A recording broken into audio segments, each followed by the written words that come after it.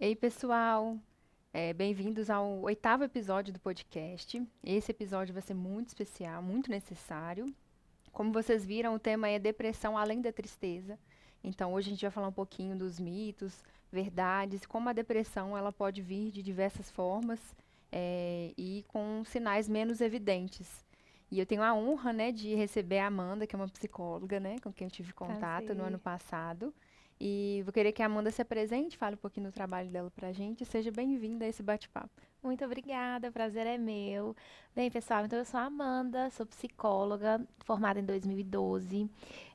Hoje eu tenho uma especialidade em terapia cognitivo-comportamental e atendo em clínica, principalmente, tá? Trabalhei com saúde mental também e psicologia organizacional por muitos anos. Eh, E hoje, principalmente, né, trabalho com a terapia cognitivo-comportamental e com as práticas baseadas em evidências.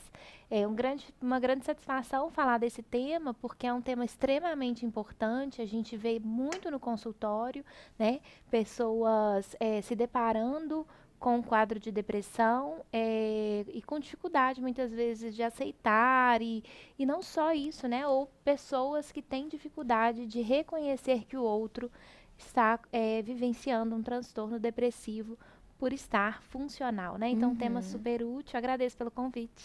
Não, vai ser ótimo, né? A Amanda já tive a oportunidade de ver palestra, ver o trabalho dele, acredito que vai acrescentar muito. A gente é da mesma abordagem, então a linguagem vai ser Parecido, parecida, mas acredito que todas as abordagens se somem, né, com em alguns certeza. aspectos. E o que a Amanda trouxe, ela já começou a falar um pouquinho do tema, que seria, não é um nome assim, né, um diagnóstico específico, a depressão funcional, mas ela remete muito ao que a gente vai falar, né? Funcional por ser uma depressão que a pessoa ela consegue trabalhar, ser ativa, e aí fica mais difícil esse diagnóstico até pra gente como profissional, né, Amanda? E Uhum. aí eu queria começar com essa pergunta, assim, pra gente poder entender como é que a gente diferencia, né, a tristeza normal, né, dessa tristeza que poderia, ou além da tristeza, né, porque a gente sabe que não é só a tristeza, os sintomas e os sinais dessa depressão silenciosa, assim. Uhum. Só antes da gente começar, Camila, muito bem destacado que a expressão depressão funcional, ela não é um termo técnico, tá? É uma forma de expressar aquela depressão que ela muitas vezes é mais difícil de ser reconhecida, justamente por a pessoa estar funcionando em todas as frentes. Então, ela trabalha, ela continua vivenciando os ciclos sociais, ativa nos esportes, nas responsabilidades, muitas vezes em outras áreas da vida, mas recebe um diagnóstico, né, de depressão, está com um diagnóstico de depressão. E muitas vezes é difícil para a própria pessoa reconhecer e até para as pessoas que estão em volta, como eu disse, né? Então, a gente precisa lembrar que depressão não necessariamente é tristeza, né? A gente, muitas vezes, é até a própria apatia, que é a falta do sentir, né? Então, não necessariamente. Então, é muito importante a gente lembrar que a depressão é um quadro biopsicossocial, tá? Então, a gente tem impactos no aspecto biológico, nós temos impacto no aspecto social e também no aspecto psicológico, tá? Muitas vezes a forma como a pessoa se vê, como a pessoa se percebe nas relações sociais, ou vê o outro, e até mesmo alterações que são neuroquímicas, né? Então, são vários sinais e sintomas que envolvem o quadro depressivo, mas a tristeza, ela pode ser uma delas, mas não é apenas isso, né? Eu acho que, assim, a gente estava até conversando ontem na reunião para alinhar o que a gente ia trazer hoje. É, quando a gente fala em depressão, eu mais nova, adolescente, mas tem muitas pessoas que pensam isso, até antes de entrar na faculdade, tinha uma visão da depressão um pouco engessada, assim. A depressão é assim, então se a pessoa ela tá triste, se ela não sai da cama, se ela não tem energia para fazer nada, isso é depressão. E tinha muito essa caixinha, assim, na minha mente antes. E eu vejo que tem muitas pessoas que às vezes pensam assim ainda, né? Que a depressão é essa pessoa que a gente sabe que tem casos de depressão sim, que a pessoa perde totalmente ali, a funcionalidade em algumas questões, mas não é a única forma dela se apresentar, né? E como você falou muito Exatamente. bem, que não é só essa tristeza. E aí o que Uhum. fica mais difícil até para a pessoa reconhecer, para pedir ajuda, então é um ciclo que ele não é tão intenso assim como essa depressão mais vívida, né? Falando da tristeza, da falta de energia, enfim. Mas é algo que é mais crônico, a pessoa vai ali se acostumando ali com aquilo e vai Uhum. vivendo muito no automático. Acredito que seja um Exatamente. dos diferenciais também, né? Sem o Exato. sentido, ela vive muito. Eu vi estava pesquisando sobre, né? Então a pessoa às vezes pensa muito assim, o que eu tenho que fazer? Tem que produzir, pensa muito no outro, e aí o que ela quer, como ela gostaria de estar, o bem-estar dela, geralmente fica em segundo ou terceiro plano, né? Diante disso. Exatamente, exatamente. Eu falo que muitas vezes é difícil levantar da cama. A pessoa, ela precisa de um esforço muito maior para ela fazer tudo. Ela não deixa de fazer por várias questões. Por autocobrança, por sensação de que se ela não der conta, ela vai estar sendo fraca, irresponsável, insuficiente, né? Então, por vários motivos, a pessoa continua desempenhando todas as atividades sem pedir ajuda, muitas vezes sem entender o que está acontecendo, né? Mas é difícil levar o dia, né? Ela arrasta para fazer as atividades, exige um esforço muito maior dela, muito maior, né? O que pode muitas vezes até agravar o quadro, né? Porque a exaustão, a exposição, esse forçar estar ali, desempenhar um papel que é um papel social, profissional, exige muito, né? Mentalmente, até mesmo fisicamente. Uhum. E você falando dessa questão do trabalho, que às vezes está muito associado também, né, ao ambiente de trabalho, não só, né, mas também, me lembrou muitos casos, né, de burnout que tem aumentado muito. E você acha, assim, que, é claro, eu acredito que um influencia no outro, mas que isso pode levar também a um possível burnout? Com certeza. É muito comum, Camila, eu acompanhar pacientes que estão com um quadro de esgotamento em decorrência, assim, do excesso de trabalho, da falta de uma qualidade de vida adequada, de um bem-estar, né, de hábitos de vida mais saudável. E quando a pessoa vai deixando, quando ela não cuida, quando ela procrastina as ações ali de autocuidado, de maior equilíbrio na vida, né, entre responsabilidade, descanso, lazer, autocuidado, enfim, são várias áreas que são importantes a gente trabalhar, né, a gente cuidar na vida, acaba entrando muitas vezes num quadro depressivo, né? Então, uma coisa pode sim levar a outra. A gente tem visto cada vez mais pessoas num quadro depressivo porque a vida tá ali, é muito, que a gente, né, tem muita teoria assim, né? O que que a gente faz, o que que você faz de meia-noite às 6? Então você tem que cumprir muito. Eu falo, Camila, que antigamente a vida era só sobre o que que você tem, né? Na época da escola, na minha fase, era se você tem tal tênis, se você tem tal mochila, né? Hoje não. Hoje, além de ter, você tem que ser. Você tem que ser isso, ser aquilo. E aí tem várias pessoas ditando, né, como ter uma produtividade melhor, o horário que você tem que acordar, a hora que você tem que dormir, o quanto você tem que produzir. E às vezes a conta não fecha. Na maioria das vezes a conta não fecha. E se a gente não olhar para dentro, entender nossas reais necessidades e buscar uma vida que é equilibrada para as nossas necessidades, tendo em vista as necessidades também do nosso organismo, do nosso corpo, da nossa mente, a gente acaba entrando num adoecimento, né? Então, Uhum. não tem sido incomum, viu, Camila? Tem aumentado muito, né? E as projeções Muito. de estudo são de triplicar, infelizmente. A estimativa não é boa em relação a isso, né? Uhum. E aí o que a Amanda falou, muito interessante nesse sentido das nossas necessidades, que é o que às vezes que eu tinha comentado, que fica em segundo ou terceiro plano, ou às vezes nem existe, porque o Uhum. tempo é sempre para o outro, para fazer. E uma questão que eu acho interessante a gente comentar, Amanda, é porque geralmente tem um perfil assim das pessoas que é, têm mais chance de desenvolver essa depressão que a gente está falando que é a funcional. Então, Uhum. pessoas que são muito produtivas, que são perfis de liderança, então já tem os perfis que são mais suscetíveis. E tem um outro ponto que eu vejo muito, que você também falou isso, né? A questão de ter, hoje é ter e ser, é uma cobrança muito maior em relação a isso. E o quanto que você vê, porque eu percebo muito, que as pessoas romantizam mesmo. Então você dá conta, você faz, as pessoas validam esse comportamento É. de trabalhar demais, né? Então você dá conta, você fez isso, nossa, estudou de madrugada, você virou noite, você é competente. Então as pessoas validam muito essa produtividade e aí muitas vezes a gente associa isso ao próprio valor. Então eu preciso ser alguém notado se eu produzir, se eu der 1000% de Uhum. mim sempre. Você consegue perceber isso também? Muito. E assim, a gente vê situações em que o chefe fala: Nossa, eu tô tão preocupado com você, você tá muito cansada, tenta ter equilíbrio, cuidado com hora extra. E no dia seguinte, você tem que se virar para me entregar isso até amanhã, né? Então, assim, né? Obviamente que tem lideranças e lideranças, e além das cobranças externas, né? Inclusive profissionais, mas tem outras também que a gente pode considerar, tem a própria cobrança interna, né?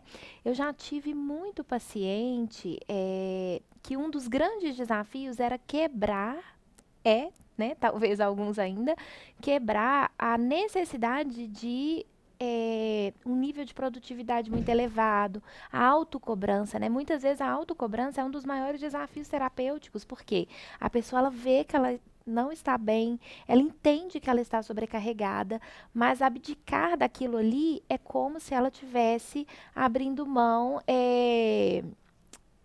realmente assim do valor de trabalho para ela, né? Para ela é um valor ela entregar tudo o tempo inteiro perfeito. Só que muitas vezes, né, a gente só não tem papel. Eu tô falando muito de trabalho aqui, tá, gente? Mas eu falo do trabalho de casa, o cuidado com os Uhum. filhos, eu falo de Relação com a todos, família. relação com a família, todos os papéis que a gente exerce, né?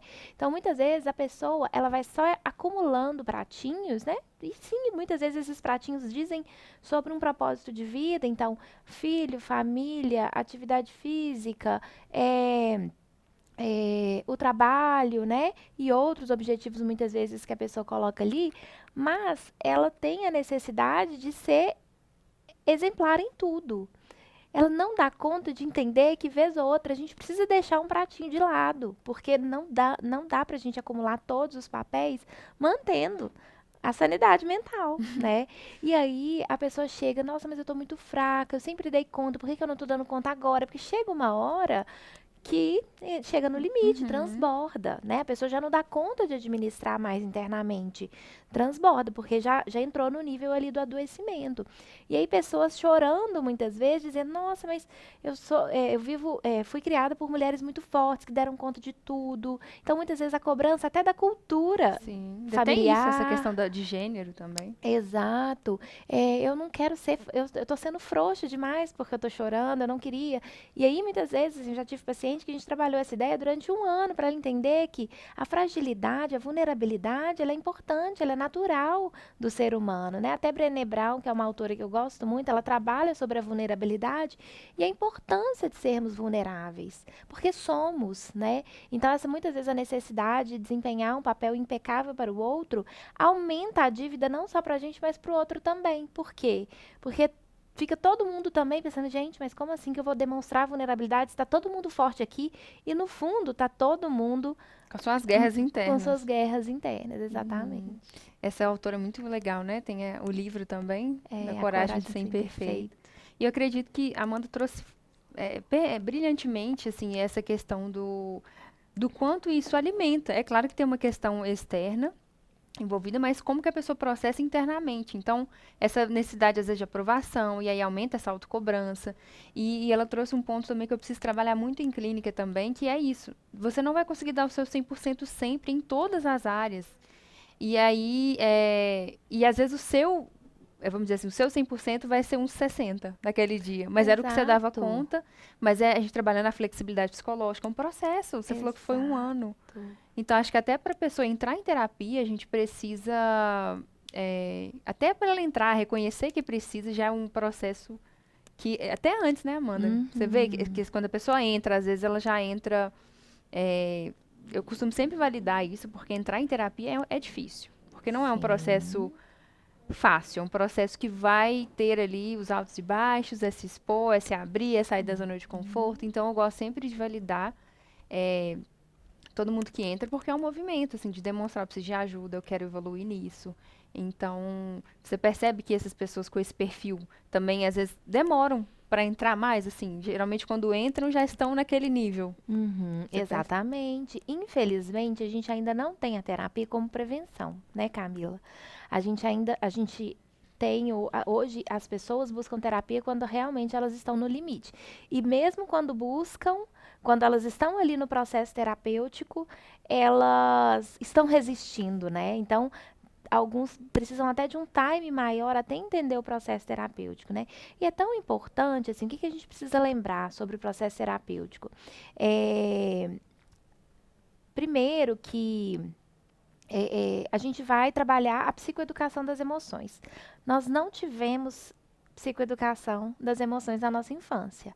A maioria de nós, né? Hoje, na escolinha do meu filho, né? Que eu acho que são a primeira geração que tá. Ele tem 4 anos, então a primeira geração que está tendo psicoeducação das emoções são as nossas crianças. Meu filho, com 3 anos, ele já falava: eu estou ansioso. A gente foi, eu fiquei sabendo o que era ansiedade, assim, adolescência para a vida adulta, né? Então não se falava sobre as emoções. E quando se falava, se reprimia as emoções aversivas. Então o que que era dito? Ah, a menina que chora é boba, chorar é feio. Menina que sente raiva não tem bom coração, então não pode sentir raiva, isso é feio, isso é errado. Raiva é pecado, né? Então sempre direcionava as emoções aversivas para um lugar muito ruim. Então a gente foi naturalmente, culturalmente, aprendendo a quê? A esquivar das emoções, a não lidar com elas. A gente tinha que superar aquilo porque aquilo era ruim. E na verdade, a psicoeducação das emoções vai nos ensinar a aceitar, a entender que aquela emoção aversiva, ela precisa acontecer aqui por um motivo, entender os motivos, nos entender frente a essas emoções e aí nos ajuda a reestruturar, né?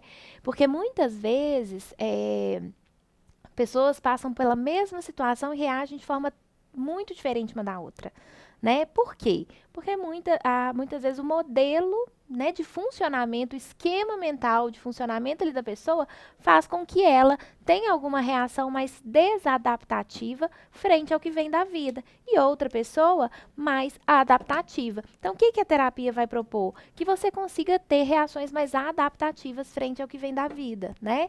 E conhecer mais suas emoções, reestruturar aquilo que é disfuncional do seu funcionamento, né? Então, assim, ninguém é melhor que ninguém. Todos nós temos as nossas disfuncionalidades, né? Então, não é porque eu sou psicóloga que eu não tenho as minhas, não é porque a Camila é Uhum. psicóloga que ela não tem as dela.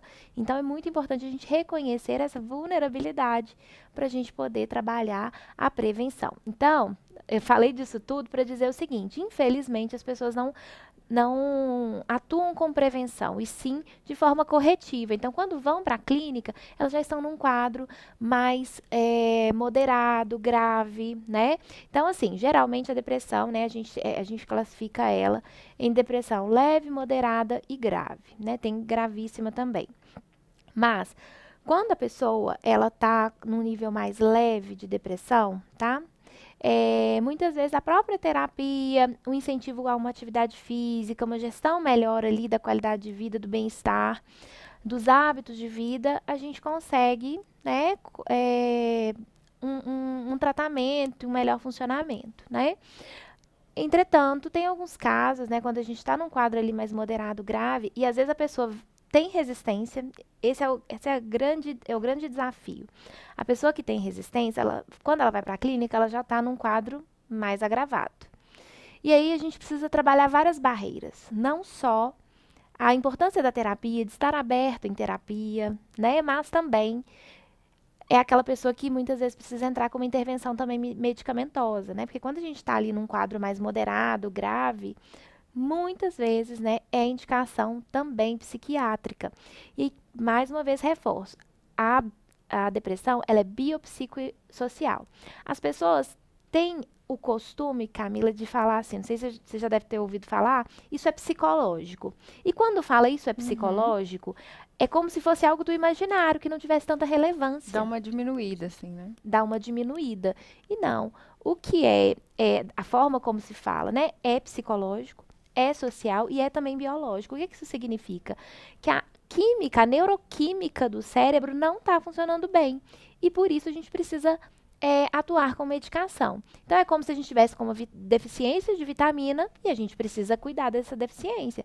A gente está com algum mau funcionamento no nosso organismo e a gente precisa atuar com medicação, né? Com ações, né, que são terapêuticas. Então, muitas vezes a medicação ela vai ter esse papel. Por isso, gente, que muitas vezes uma dos principais sintomas da depressão é a perda do interesse, até daquelas coisas que geravam prazer.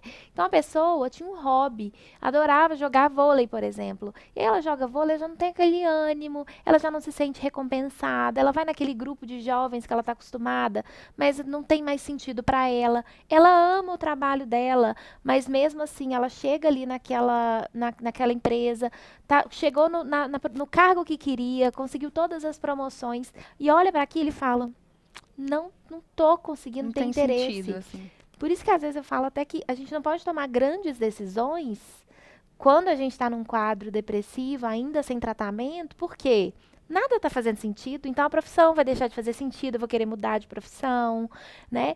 Então, por isso que é muito importante a gente atuar em várias frentes, né? E aí é como, né, como eu falei da parte neuroquímica, falta então as vitaminas ali, que são os neurotransmissores da felicidade, né? Então falta a química da felicidade no cérebro. Por isso a gente precisa entrar também como intervenção psiquiátrica. Então a medicação ela vai fazer seu cérebro funcionar melhor. As sinapses representadas pelas minhas mãos é como se elas estivessem com as portas de comunicação atrofiadas. Então elas não dão conta de fazer a recaptação dos neurotransmissores da felicidade. Então por isso a medicação entra tanto para ajudar na produção, como também para fazer essas sinapses voltarem a funcionar.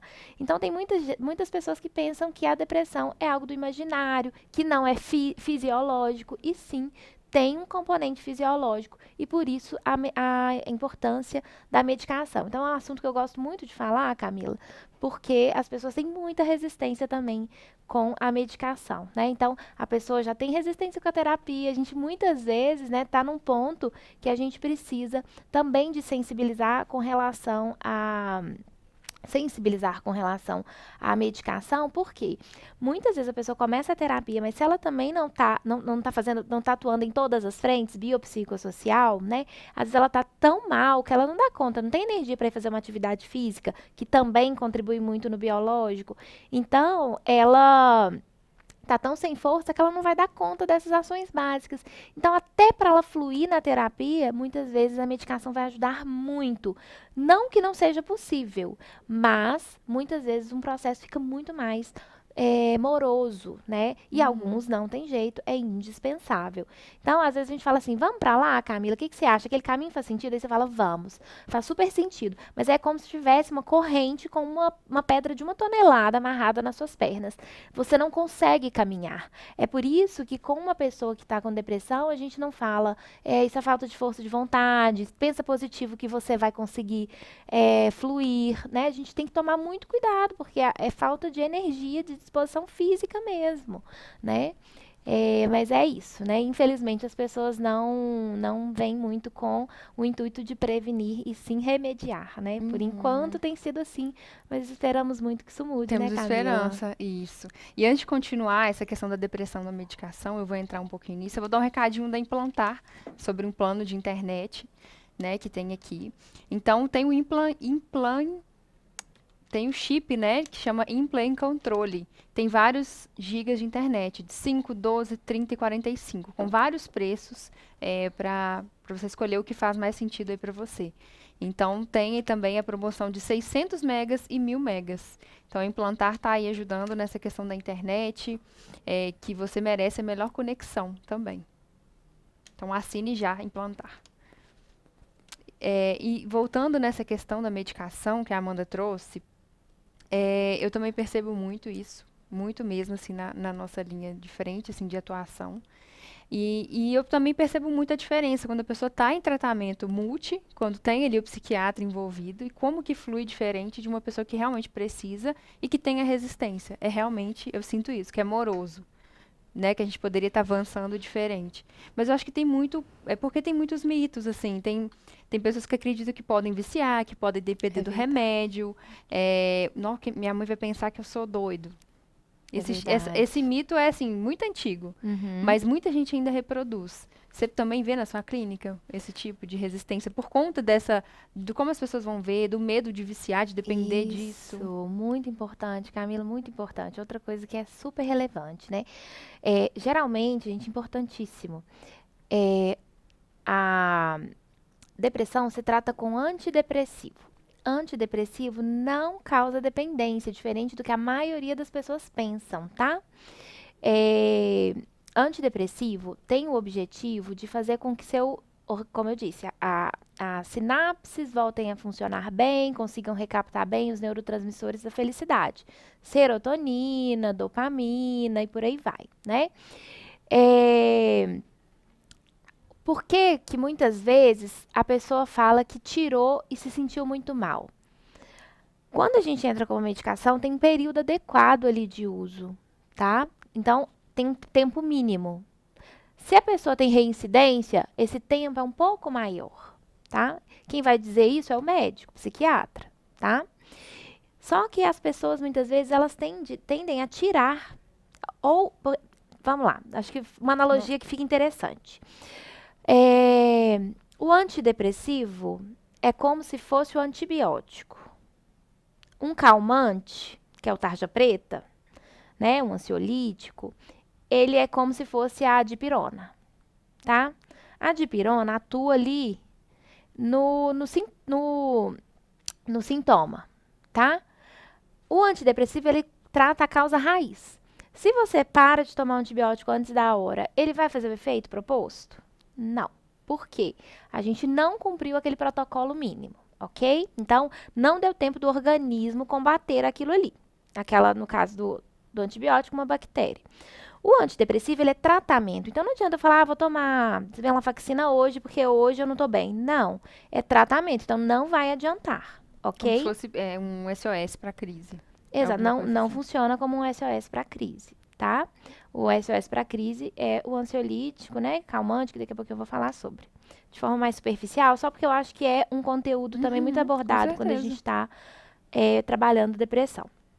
Então, é, só que é o seguinte, não tem um exame para saber exatamente qual química que o nosso cérebro está precisando e qual medicação que vai fazer um efeito melhor. A gente não tem esse tipo de, de condição, né? Então a gente vai por testes. Os médicos têm ali um protocolo daqueles que são mais indicados em cada um do conjunto de sintomas. Então, a gente entra com a medicação. É muito importante lembrar que tem um período de adaptação que varia de 15 a 30 dias. Então, nesse início, pode ser que você não sinta melhora ou até pode sentir alguns sintomas aversivos de adaptação, ok? Adaptado, o médico, como ele entra com a dosagem mínima, pode ser que ele tenha que aumentar. Se você não se adaptar, pode acontecer, o médico vai dizer, você realmente não se adaptou. É o médico que vai dizer, por que eu digo isso? Porque às vezes a pessoa está ali no início do tratamento e ela pensa assim, não estou adaptando. E às vezes não deu tempo suficiente, tá? Para o remédio começar a fazer efeito. Por Uhum. quê? Ele está mexendo em toda uma engrenagem química ali do seu cérebro que não está funcionando bem. Então, infelizmente, não é no instalar de dedos. Não, e como você falou, é um teste. Então pode ser que aumente a dose, pode ser que aquele remédio não funcione para aquela pessoa. E é o psiquiatra que Exato. vai saber. Não necessariamente só você vai conseguir perceber. Exatamente, é isso mesmo. E aí, o antidepressivo, essa pessoa tá ali, funcionou, aí funcionou, adaptou, ela tá ótima. O médico, ele vai fazer um estudo de contexto de vida, mais um período, uma gordurinha ali de segurança da pessoa estar bem num momento menos caótico de vida, com menos vulnerabilidade. Não a ausência de problema, que também não existe, né? Uhum. Mas assim, um momento de maior estabilidade na vida. E também se a pessoa está conseguindo lidar melhor com o que vem da vida. Por isso que é importante a terapia, né? Porque senão a gente cuida só ali da parte biológica e não cuida do psicossocial, que isso tudo se influencia, está Uhum. conectado, né? E aí, quando o médico fala, vamos fazer o desmame, a pessoa vai reduzindo aos poucos. Se ela corta de repente Ou ela vai se sentir mal, ou ela pode voltar a sentir tudo. Se ela voltar a sentir os sintomas, é porque não tratou. Ainda não foi tempo suficiente para tratar, ok? Se no momento da retirada você começa a se sentir um pouco mal, às vezes ficar um pouco tonto, enjoado, isso não é crise de abstinência, que é o que a gente tem na dependência química, tá? A gente chama isso de síndrome de retirada. É passageiro. A abstinência, ela é persistente, tá? Então é muito importante a gente saber disso. Por isso, tudo que eu contei aqui é que as pessoas criam a ideia de que o antidepressivo causa dependência, ok? Agora, SOS, que são os calmantes ali, né, e Rivotril e companhia limitada, o médico passa para algumas situações específicas para momentos de crise. E às vezes a gente precisa, né, para diminuir ali o nível de situações aversivas que pode agravar o quadro depressivo, né? Porque às vezes junto com uma depressão a pessoa tem um transtorno de ansiedade, pânico. Então, muitas vezes alia esse tipo de medicação, tá, Camila? Mas antidepressivo não causa dependência. A Uhum. gente nunca mais vai falar isso, Ai, mais um mito que foi né? Por terra. desmistificado, né? Uhum. E isso que a Amanda falou é muito importante, a questão do SOS. Pode ser que precise, que tenha algumas crises, gatilhos, mas é muito importante também ter essa questão com o médico. Muita gente eu vejo que vai no psiquiatra, eu entendo que às vezes o convênio ou é SUS e tem essa dificuldade de acesso ao psiquiatra, Exato. porque está tendo muita demanda. Sim. Então eu vejo que não é fácil. Quem tem possibilidade vai no particular, mas ainda assim é difícil ter agenda no particular. Então é um profissional que está sendo requisitado e eu vejo que talvez essa disponibilidade ainda está um pouco complicada para alguns casos. Mas muitas pessoas só conseguem uma passada no psiquiatra, toma o remédio e aí não adapta e aí não faz o tratamento adequado porque não consegue ter esse acompanhamento como deveria ser, esse de voltar, acompanhar, ver Exato. se adaptou, ver se não deu. Então eu também sinto muito essa ausência de recursos em relação assim, o SUS é incrível assim, para algumas coisas, mas é muita demanda. Então Muita não dá demanda. conta de abraçar tudo. Então eu sinto, Exato. muita gente não faz não faz o desmame, aí tem, enfim, tem outros efeitos colaterais, e aí não gostam mais da medicação, às vezes cria até um certo trauma, assim, não funcionou, ficou pior, mas não foi feito Exato. da forma correta, assim, da forma que se alinhou a você, como a Amanda falou, vocês podem ter depressão, mas cada um vai sentir de uma forma diferente, situações que vão ser gatilho para outro não vai ser. Então, por isso que é muito importante essa questão de passar realmente no médico, de fazer um check-up, de verificar as vitaminas, as outras questões do corpo. A Amanda está frisando aqui uma questão muito interessante que às vezes a gente esquece de falar, que é que somos, né, seres biopsicossociais. Então, uma coisa afeta a outra. Com certeza. E aí a gente vê muitos sintomas físicos também. Então, nessa questão da depressão que a gente está comentando, é, ansiedade, por exemplo, tem muita questão de pele que eu vejo, É né? verdade. Dermatite, gastrite. Tô vendo que está Uhum. tendo muito, assim, esses sintomas. É claro Uhum. que podem ter causas biológicas, não anula, mas é o somatório Com do emocional em certeza. relação a isso, né? É. Então, assim, por exemplo, igual a gente está falando da depressão funcional, eu também vejo que tem os efeitos, tem os sintomas, assim, no dia a dia da convivência. Então, quem está com aquela pessoa também vai perceber essa irritabilidade, às vezes muita mudança de humor. Então, acho que também Uhum. é interessante, igual você comentou uma vez, das pessoas ao redor, assim, de como que essas pessoas vão abordar, vão lidar. Porque é difícil também ali, porque a Muito. gente sabe que tem a questão, às vezes do gênero, da mulher. A mulher se cobra mais também, né? Tem essa questão da Uhum. geração, da criação. E de como abordar alguém que você percebe que não está bem. Às vezes a pessoa nem está entendendo que ela não está bem, que aí também, Uhum. não, como é que você vai acessar alguém que não se reconheceu ainda? Exato. Então, como é que a família, a rede de apoio pode lidar, assim, com ter um Uhum. manejo mais adequado? Porque eu vejo que às vezes a família pode ajudar, mas também pode ser algo que afunde mais ali. Atrapalha, exatamente.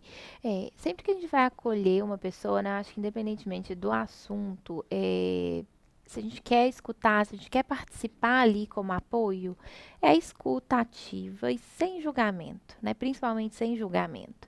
Ah, mas você também não faz isso ou faz aquilo, mas você também não resolve isso, ou então, são frases que a gente precisa evitar, né? Colocando a culpa na pessoa, receita de bolo para ela resolver tudo. Então, Uhum. é escuta ativa, né? Às vezes uma comparação também eu vejo assim de gerações. Exato, muito grande, muito comum, né?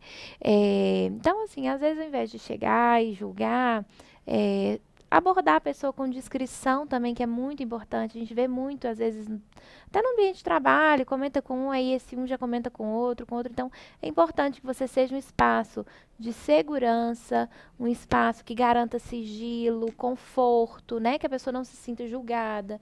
E muitas vezes a gente pode chegar de forma mais discreta, dizendo: tô te percebendo diferente, tá tudo bem, você quer conversar, tô à disposição, né? E principalmente seja espaço. O que é espaço? O que a maioria das pessoas precisa é de espaço para ela falar, para ela se escutar, para ela se sentir acolhida, né? Ela não precisa da receita de bolo, ela não precisa que você dê todas as soluções, porque às vezes são várias ações que essa pessoa precisa tomar, né? Mas ali não é o momento, né? É o momento de ser espaço, de você ser espaço para essa pessoa desabafar, para ela conseguir se sentir acolhida, né? E no máximo ali, dar uma sugestão de um primeiro passo, né? Talvez para a pessoa procurar um médico ou mesmo uma ajuda psicológica, né? Isso é muito Uhum. importante. E é muito interessante isso que a Amanda falou, porque a gente vê que as famílias todo mundo tem seus problemas, suas dificuldades, e aí fica muito nessa dúvida, o que que eu faço para colher? E aí o que você falou é o que a gente sempre tenta fazer na nossa prática profissional, mas que quando envolve família ou algo assim, é difícil a gente separar isso, né? Muito mais Mas eu difícil. acho que o acolher, independente se é família, amigo, acolher de verdade, porque tem muita questão do julgamento, eh, dessa própria não validar isso, né? É, falta de Ainda mais por ser validação. funcional, que é o que a gente está falando. Então, É, mas você estava bem ontem, você está trabalhando, você está ativo, mas é uma angústia, uma falta de sentido, um vazio muito grande que só aquela pessoa vai entender. Não é algo que está exato. externalizado para você Uhum. conseguir, de fato, observar. Ainda tem muito aquela cultura, né, de quando é uma doença física, as pessoas tendem a realmente sentir mais como algo grave. É verdade. Mas quando é algo que você não consegue ver, eu vejo que as pessoas ficam ainda um pouco descrentes de algumas coisas, né? Uhum, exatamente, é muito comum isso, né?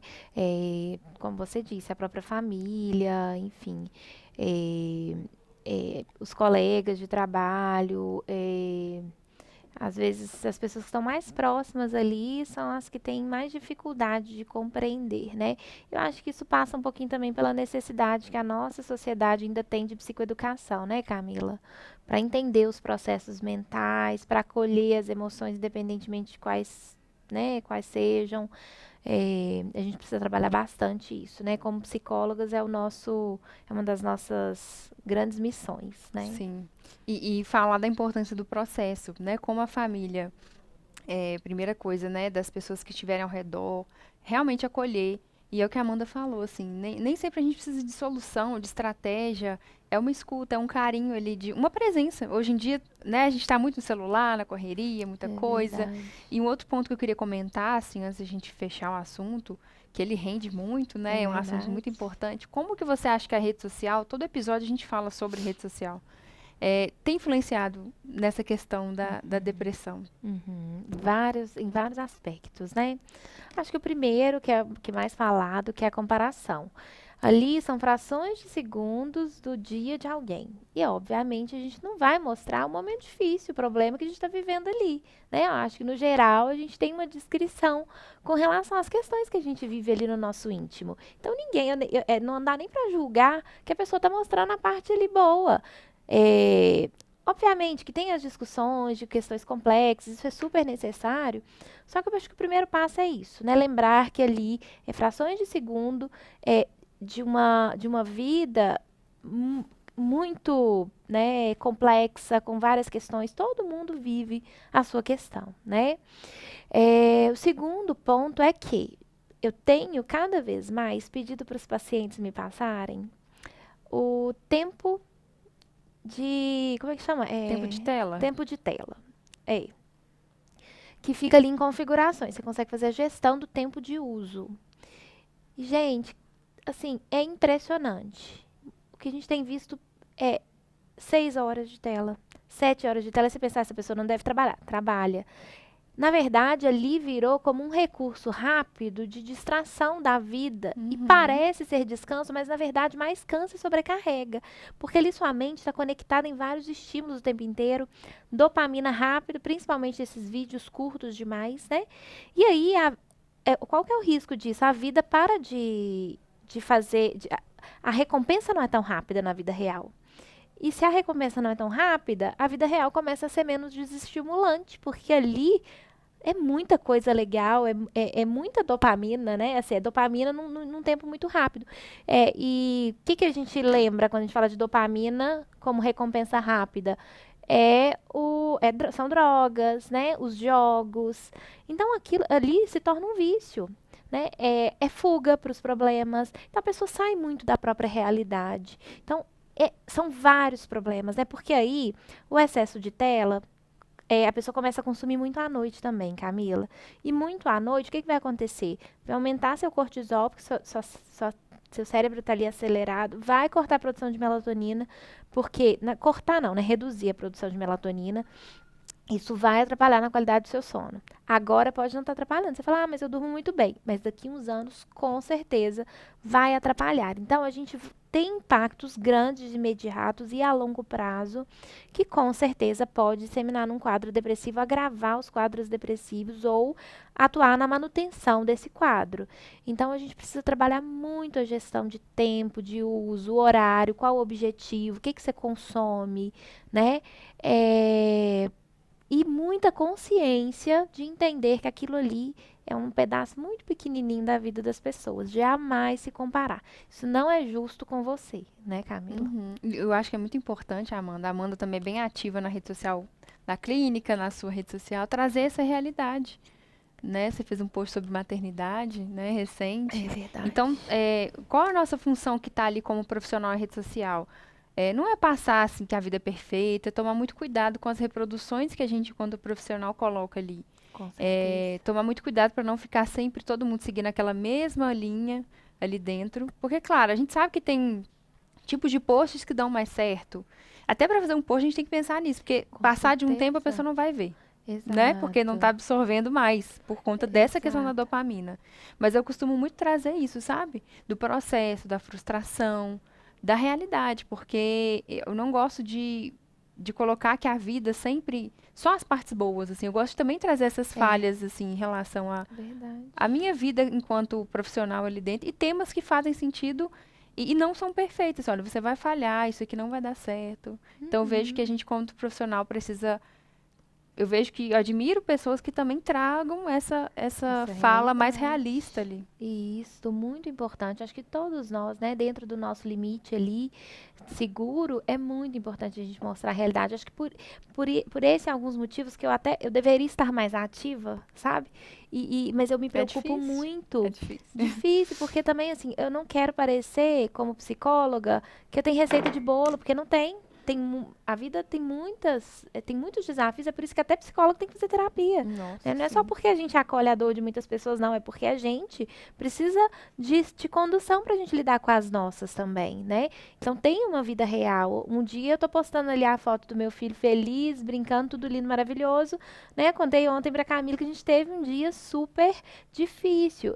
E faz parte, são dias e dias. Tem dias melhores, outros mais difíceis, tem dias maravilhosos e tem dias muito caóticos na vida, Uhum. né? Então, sempre que a gente puder, claro, né, apontar esse equilíbrio, com certeza, Camila, faz muito E sentido. de fazer aquele autocuidado digital, aquele detox digital, né? Porque eu acredito que seja o tempo de uso. Não que a gente deva cortar esse uso, porque a rede social hoje em Isso, dia é muito informativa. Então, exato. quem que eu tô seguindo? São pessoas que me inspiram, que me fazem bem. Porque às vezes você tá seguindo pessoas Certíssimo. que vão te fazer ficar nesse lugar, de se comparar, de se sentir inferior, de pensar que o que você tem hoje não é suficiente, que é muito longe do que é pregado, que é o ser feliz, né? Porque a rede social tem muito esse É, conceito de felicidade associado aos bens materiais e à produtividade, que é o que a gente falou hoje. isso. Então, quem que eu tô seguindo? Porque você escolhe ali, tem um algoritmo, a gente sabe que às vezes não escolhe, mas você escolhe seguir realmente e absorver aquele conteúdo ou não. É, vou dar um exemplo para vocês, muito comum. É, adolescentes, tá? Criança, adolescente, pré-adolescente, adolescente, tá ali seguindo aqueles youtubers. né? Vidas maravilhosas, mansões, consumo fácil de coisas grandes. Quando ele olha para a vida dele real, que nível de satisfação que ele vai ter? A não ser que assim, a família tenha pregado valores muito fortes ali, o risco é alto. Eu acho que mesmo tendo Mesmo pregado é tendo difícil. É pregado, é muito estímulo. difícil. Muito estímulo. Ele está vivendo ali boa parte do tempo, porque tem muito adolescente ficando boa parte do tempo nas telas. Ele está vivendo a maior parte do tempo uma vida irreal, uma vida virtual que não corresponde à realidade dele. Qual que é o nível de frustração quando ele olha para ele, para a vida dele, para o estilo de vida dele? Como é que ele vai conseguir se conectar e ter prazer com as coisas simples da vida, se a realidade que ele vive é muito diferente daquela da vida real, né? Que eu falo que ele vive porque, como eu disse, os adolescentes estão ficando muito tempo na tela. Então, gente, não é só adolescente. Se para nós, adultos, é difícil, imagina para as crianças. A gente tem que se policiar. Com muita frequência a gente extrapola. Coloca limitador de tempo das redes sociais que você utiliza. Presta atenção se com frequência não vão te sinalizar que você está passando do prazo. E aí vai bloquear. Eu acho que a gente precisa disso mesmo, até para a gente se monitorar e entender. E é um ladrão do tempo, né, Camila? Às vezes você pensa, vou deitar aqui para descansar um pouquinho, fica rolando tela, você não descansa, você não faz talvez outras coisas que você poderia colocar ali no seu dia. Voa. O tempo voa. Então é um distrator e tem alguns benefícios, mas a gente está lidando hoje com muitos malefícios, até porque é algo novo, né? Então a gente tem que começar a aprender a lidar com isso, né? E as crianças, né, e os adolescentes que estão inseridos já cresceram nisso, né? Eu e você, a gente pegou uma era que não existia. Nossa, gente, E era nada. diferente, né? Totalmente diferente. Então, assim, antes da gente continuar, né, a gente está caminhando para o final, a gente trouxe assuntos e mitos e questões que fazem muito sentido, então vai ter muitos cortes, muitas informações importantes sobre medicamento. Mas antes da gente seguir, né, para a próxima pergunta, caminhando para o final, eu vou dar mais um recadinho da Implantar sobre os planos de internet, que é o Implantship. Né, ele tem vários tipos de internet, então de 5, 12, 30, 45, 600 mega e até de 1000 mega também. Então, a Implantar tem variedades de plano para todos os preços também, para todos os públicos. Então, você merece a melhor conexão. Entre em contato com o Instagram, né, da Implantar ou o telefone, que é 31 41 41 0955. E um outro ponto, Amanda, para a gente caminhar para o final, como é que a gente falou muito da terapia, da medicação, dos caminhos, né, para a pessoa conseguir ali, né, alcançar uma vida mais saudável, mais ativa, com mais qualidade de vida. Mas uma pessoa que está assistindo o nosso podcast se reconheceu hoje, porque o primeiro passo é reconhecer. Porque, como a gente falou, a pessoa tende a, por ser algo mais leve, algo que já é crônico, que já se tornou um pouco parte da vida ali, que é algo que eu estava até pesquisando sobre, a pessoa realmente vive aquilo, se torna a vida dela se torna normal. Eu me acostumei a viver com esse sofrimento, com essa angústia. Como se ela fosse isso, né? Como se ela fosse isso. Então, vamos pegar que a pessoa primeiro é reconhecer, entender que ela não está bem, entender esse ponto. Porque a partir disso a gente vai começar a fazer tudo que a gente falou aqui, né? Avaliar os níveis e tudo mais. Mas o que uma pessoa que se reconhece hoje no podcast com os sintomas que a gente falou pode começar a fazer? Os pequenos passos para caminhar para o que a gente falou, né? Assim, porque a gente tem que pensar muito em pequenos passos, porque é algo que ela vai vir cronicamente. Então tem muita coisa para trabalhar, muita coisa para a gente entender. Então, o que essa pessoa pode fazer hoje, assim, para começar a mudar realmente? Além da terapia, né, que é fundamental, eu acho que a vida ela é equilíbrio. Tudo é equilíbrio, né? Muitas vezes o excesso não vai fazer bem, a falta também não. Então, observa a sua vida. Eu falo que a gente tem a roda da vida que tem várias áreas, né? Então, lazer, descanso, autodesenvolvimento, relações interpessoais, romance, a vida familiar, a carreira, os estudos, né? Descanso, lazer, né? A gente coloca junto, muita para espiritualidade, financeiro, enfim. Então, na sua vida, você tem que ter espaço. Além das suas responsabilidades, que é o que a maioria das pessoas foca, né? Você precisa ter tempo de descanso. Você precisa ter tempo de lazer. Você precisa olhar para as suas necessidades, né? Porque muitas vezes a pessoa olha muito para as necessidades dos outros, agrada todo mundo, mas não olha para si mesma. Olha para você e entende o que que tem na minha vida que é prazeroso para mim. O que que é satisfatório? Qual que é a minha recompensa, né? Desafios, desculpa. Desafios nós temos muitos, né? E a felicidade, né, a satisfação, a plenitude, tem muito mais a ver com a forma como eu lido com a minha vida, como eu trato a minha vida. Então, eu sei o limite do meu corpo, o limite da minha mente, que seja para acolher alguém que está com um problema, e às vezes a gente tem que reconhecer nosso limite, vão ter pessoas que a gente não vai dar conta de ajudar, Sim. né? Nem a gente tá como psicóloga. Uhum, exatamente. É, profissionalmente, eu estou respeitando o meu tempo de trabalho, eu tenho feito horas extras é exceção ou é regra? Né, eu faço muita hora extra, não tenho tempo de descanso, não tenho tempo para minha família, não tenho tempo de lazer para olhar para mim. Faltou equilíbrio. Então, observa. Muitas pessoas pensam, Camila, eu trabalhei em RH há muitos anos, eu vi muito isso, que é tempo de trabalho que garante produtividade. Eu garanto para vocês que não. É muito melhor uma gestão adequada do tempo para você poder ter descanso e voltar com a cabeça limpa, mente fluida, né? A capacidade cognitiva restaurada. Você está cansado, você não vai raciocinar bem, você não vai memorizar. Tudo fica comprometido. Todas as funções cognitivas, executivas, de planejamento e por aí vai, todas as funções elas ficam prejudicadas, né? Então, às vezes você pensa assim, vou dormir menos, porque aí eu vou para fazer atividade física 7 vezes por semana. Poxa, reduz e dorme melhor, porque o sono ele é fundamental. Ele é fundamental para tudo, né? Até para você funcionar melhor no dia seguinte. A longevidade, né? A gente tem pesquisas científicas que comprovam para a gente ter longevidade e uma vida longa e satisfatória, feliz, o sono é fundamental. Né?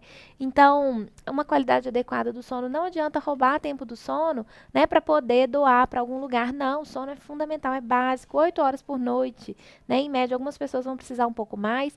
Essa história de que tem gente que precisa só de 6 horas é suficiente, isso não pode estar saudável, né? A gente tem que repensar isso. Quanto tempo que eu dou para o meu sono? Início do dia, ação, né? Mas no final do dia, chegou ali no início da noite, final da tarde, desacelera seu mente, seu corpo, para dar espaço para a melatonina entrar em ação, para o cortisol, que é o hormônio ali da ação, mas também em níveis descompensados, pode gerar estresse, ansiedade, reduzir. Então, de manhã, cortisol. Cortisol começa a cair no final da tarde, a melatonina entra em ação. Então, a gente precisa ter uma redução desse cortisol, né? Então, observem como é que tá a sua vida, se tem equilíbrio. E quando eu falo de coisas satisfatórias que a gente pode fazer por nós, não são coisas grandes demais, não, gente. Às vezes é um tempo que você tem para tomar café tranquilo, respirar. É os 10 minutos que você tira ali, que você acha que vai perder tempo, e na verdade vai te dar, assim, velocidade absurda de produtividade depois. Então, dê pausas ao longo do seu dia, alongue, respire, porque muitas vezes, né, Camila, quando a gente tem muita coisa para fazer, fica muito sobrecarregado, não para pensar, trava a respiração, hiperventila, e aí de repente a gente está, né? E muitas pessoas até têm crises de ansiedade por causa disso. Então a gente precisa cuidar mais do equilíbrio da nossa vida, né? Bem-estar, saúde física, saúde mental, para a gente conseguir ter uma vida melhor, né? Perfeito. Excelentes dicas. E a Que terapia bom. sempre entrando, né? Porque até Exatamente. para a pessoa conseguir ter uma outra perspectiva, o autoconhecimento. E a terapia também é um autocuidado, né? E um Exato. outro ponto que eu queria deixar também era sobre essa questão do limite. Dentro das relações, tanto no trabalho quanto família, porque às vezes a pessoa vai passando do limite, muitas vezes, né? Por conta de, enfim, ainda mais quando tem sentimento, relação envolvida, eu quero agradar, eu quero me mostrar ser É, produtivo, me mostrar ser uma pessoa que tá ali, né, e tudo. que Não tem é um problema. compaixão, né? A questão é o excesso realmente dessas. Porque tem vezes que a gente vai passar do limite. Por exemplo, você tem família, né, filho, enfim. Tem coisas que você vai precisar fazer, mas sempre. né? E onde você está no meio disso? Então, assim, colocar o limite também é muito importante. Uhum. As relações mudam quando a gente põe o limite. Tanto amizade É quanto verdade. trabalho, as pessoas mudam de certa forma, mas o que que esse limite vai te dar? Eu acho que tem que pensar muito nisso, assim, o que que isso vai Exato. refletir em você e tudo com equilíbrio. Também não é sair cortando Exato. tudo, né? E ir pro outro extremo, Claro, né? claro. Com certeza isso é tão importante, Camila, porque se a gente não coloca limites, de repente a relação tá desgastada do mesmo jeito. Né? Porque eu penso, ah, não, vou fazer para a pessoa não ficar chateada e tudo mais. Mas se você não coloca limite, chega um ponto que muitas vezes, né, quando você passa do seu limite, desgasta. Você começa a não ter mais prazer e satisfação de manter aquela relação, né? Então é muito importante, né, a gente colocar limites nas relações, enfim. E, gente, atividade física realmente é muito importante, né? Também dentro dos limites da sua Uhum. vida ali, né? É perfeito. Atividade física, gente, caminhada, musculação, o que fizer sentido, né, Amanda? Acho que Exatamente. movimentar o corpo aí, porque a gente sabe que reflete muito na questão da saúde mental também. E eu queria Uhum. te agradecer, né, pelo papo, foi muito rico. Que bom. E queria deixar um espaço para você despedir, dar algum recado pro pessoal que assistiu. Aham. Ah, quero agradecer, foi ótimo. Sempre um prazer falar do tema. Se alguém quiser tirar qualquer dúvida, eu estou à disposição. Eu faço parte da Clínica Ânimos, podem mandar mensagem lá. Pode mandar também perguntas pela Camila, vai ser um prazer poder responder. Estou à disposição, foi um grande prazer. Viu, Foi Camila? ótimo. Passou Obrigada. rapidinho o tempo. Passou rápido demais. É isso, pessoal. Então curtam, compartilhem, comentem, manda para um amigo, alguém que você esteja percebendo. É informação, informação salva vidas. Então o podcast tem o intuito de trazer informação de qualidade, principalmente em relação à saúde mental. Então é para a gente propagar essas informações também. Queria agradecer a todo mundo pela audiência e até o próximo episódio. Camila. Fica essa baladinha aí, viu?